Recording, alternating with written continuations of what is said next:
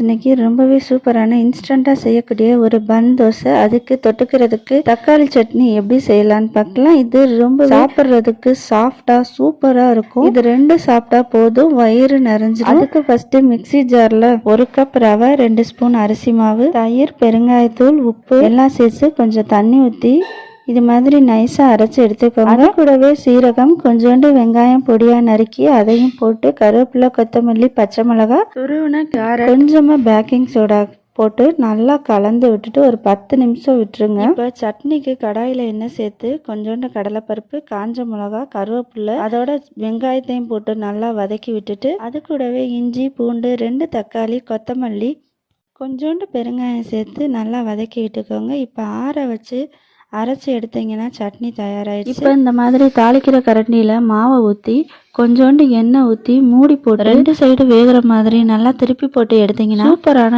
பன் dosa ready. நல்லா சுட சுட இந்த சட்னி கூட வச்சு சாப்பிட்டீங்கன்னா சூப்பராக இருக்கும். கண்டிப்பாக ட்ரை பண்ணி பாருங்கள்.